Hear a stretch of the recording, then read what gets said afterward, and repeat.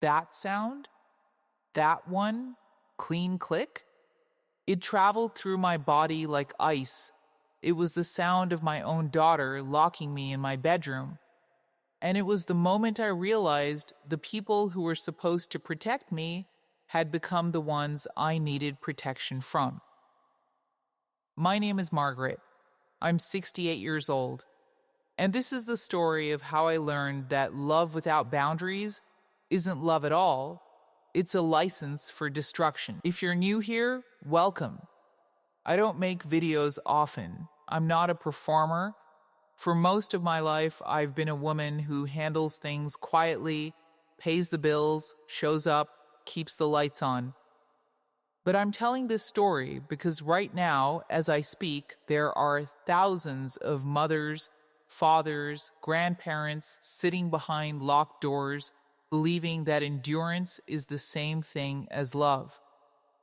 It is not, and I need you to understand how quickly everything can change. One night. That's all it took. One night where my daughter decided I was a problem to be managed, not a person to be heard.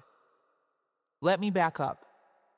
Because to understand the lock, you have to understand the key. Vanessa is my only daughter. I raised her in Nebraska, in a house where money was counted twice and pride was the only thing we had in excess. My parents didn't talk about feelings, they talked about responsibility. And when my husband became ill, when I learned to function in constant crisis, when I buried him and kept moving, I thought I was teaching her strength. I loved Vanessa in the only language I trusted: preparation. I paid her college fees, I bought her first car, I built a stable floor under her feet so she wouldn't need a hand to stand tall. But Vanessa grew up in a world where love is measured by how visible it is. To her, my quiet strength felt like distance. Because I managed my own life without leaning on her, she began to feel irrelevant. Some children resent parents who remain whole. So let's talk about that night. It started like any other Tuesday.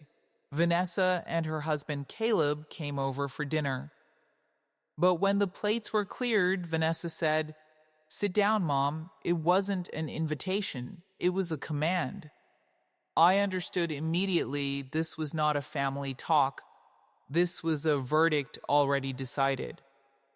Caleb stood just behind her, arms crossed, watching me the way people watch something they intend to manage rather than listen to. I sat because refusing would have been used as proof of whatever story they were preparing to tell.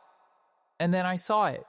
The pile on the table, a bank notice with bold red lettering, printed emails, overdue statements, my life summarized into evidence. Vanessa snapped back. "Do not play innocent. This is because of you." Her voice was sharp with a resentment that sounded practiced, like she'd rehearsed it. She leaned forward and told me I always pretend to be calm while everything falls apart. And then she added the sentence she knew would sting. "You live like it's 50 years ago, and it makes me look like I came from nothing." Caleb cleared his throat. That's his tell. That's the sound he makes when he wants to sound reasonable while saying something completely unreasonable. He told me I didn't really understand credit or timelines, so it was better if I didn't interfere. Then he glanced pointedly at my purse and said, "I'll never forget these words. With your condition, it's probably safer if you don't hold on to your keys tonight." My condition. I don't have a condition. I have arthritis. I have the normal forgetfulness of a woman in her 60s who juggles her own taxes, her mortgage, her life. But in that moment, I felt my stomach tighten. Because I knew what they were doing. They were building a case. Those are mine, I said evenly. Vanessa's face hardened. She reached across the table and grabbed my car keys, my house keys, my phone, in one motion like she was confiscating contraband. You are agitated, she said loudly. Not to me. For an invisible audience, you are not thinking clearly. When I took a step toward her, she raised her voice. See? This is exactly what I mean, Mom. You are not stable tonight. I am doing this to protect you.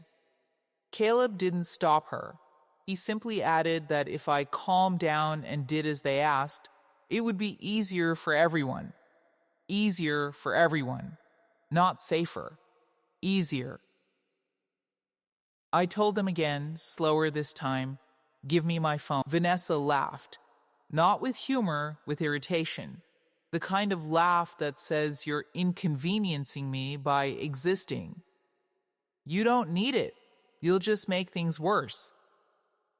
She placed her hand on my arm and steered me toward the hallway. Not guiding, steering, with a firmness that crossed from guidance into force. Mom, stay in your room tonight. Do not come out, and do not embarrass us anymore. I stopped in front of my bedroom door. You cannot do this.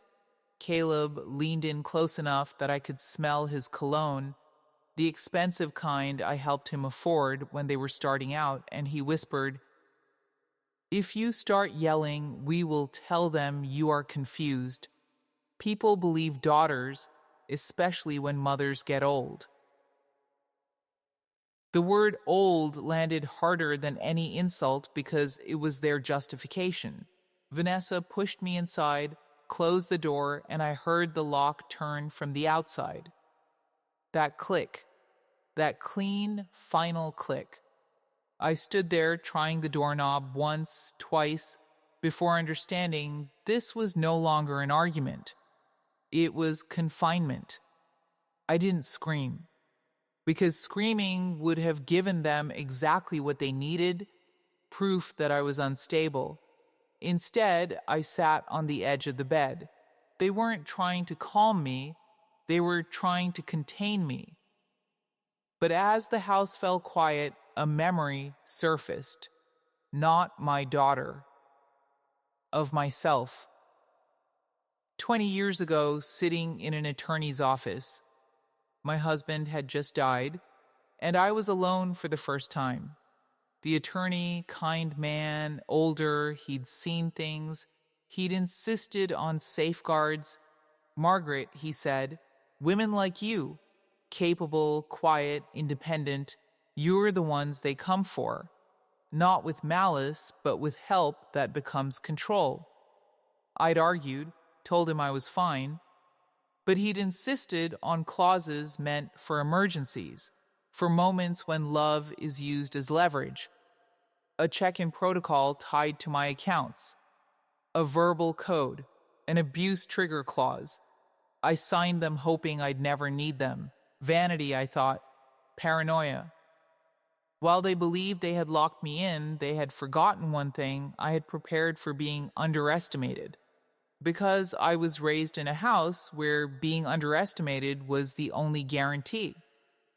The next morning, Vanessa opened the door without an apology. Just business. Caleb was already at the table with papers and a pen. The kind of pen that makes things feel official. Vanessa slid the stack toward me. Sign. You owe me. Not please. Not let's talk. Just you owe me. Caleb added, once this is signed, everything settles down. I looked at the papers, mortgage documents, loan applications, and near the back an email chain. Drafts to a lender with my name already listed as a guarantor. This wasn't preparation, this was an execution. You've already started this, I said. Caleb shrugged. That shrug. That casual, practiced shrug. Whether you sign or not, things are already pretty far along. Vanessa snapped, do not pretend you're confused. You're not a person in this, you're a tool, You are always the foundation, and foundations don't get opinions. Something inside me went very still.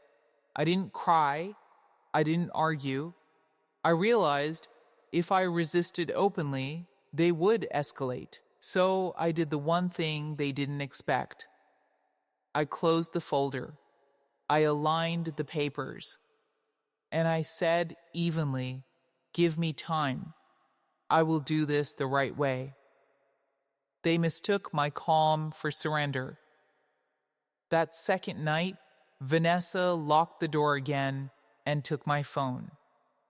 But silence had always been my ally. What they didn't know was that the attorney's check-in protocol required me to log into my accounts every 48 hours. If I missed the window, the system did what it was designed to do. I let the check-in pass. I sat in my room. I drank the water they left me. I waited, and I thought about every woman who has ever been told she's confused when she's clear. Every mother who's been called difficult for having boundaries. Every person who's been helped into powerlessness. The next morning, a firm, unfamiliar knock came at the door. Not Vanessa's casual rap, not Caleb's impatient thump. A knock that says, "We are here on business." Vanessa tried to explain it away, her voice suddenly sweet, practiced. "Oh, she's confused, we're managing it." But the visitors, officials from Adult Protective Services, asked to see me. Specifically me, alone. Vanessa reluctantly unlocked the door. I walked forward and said my name clearly. When Vanessa tried to speak over me, I raised my hand, not dramatically, just firmly, and I said the phrase the lawyer had told me to remember. 7 words. A verbal code. The officials nodded. They asked if I felt safe. They asked about the locks. They asked about my phone. The abuse trigger clause was activated. The power of attorney was suspended immediately. Control reverted to me. Vanessa's voice shook as she was asked, very specifically, why a door had been locked from the outside. Once the authorities left, Vanessa turned on me with ferocity.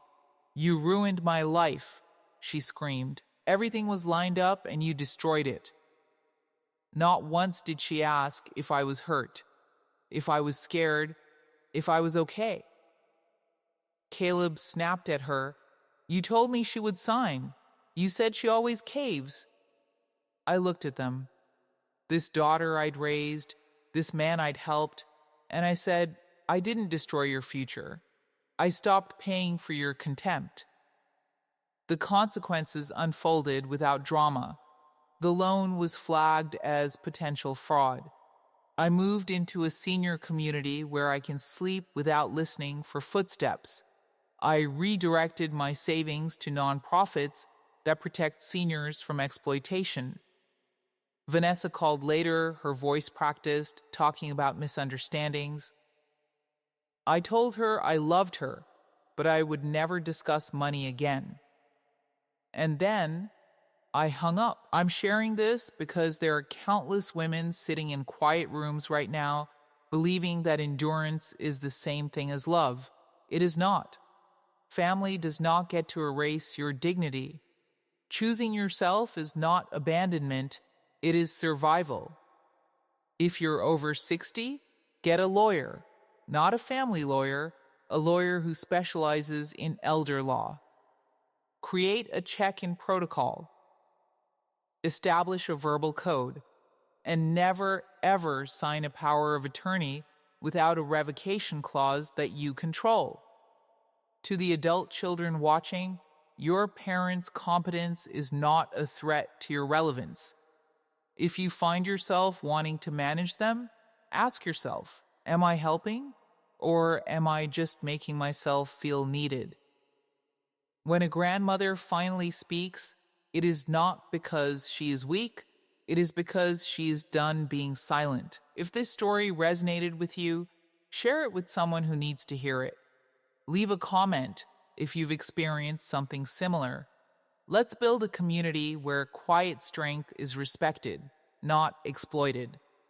Hit that subscribe button, not for me, for the next video, where I'll walk you through exactly how to set up those legal safeguards. Because you are never too young to protect your future self. Thank you for listening.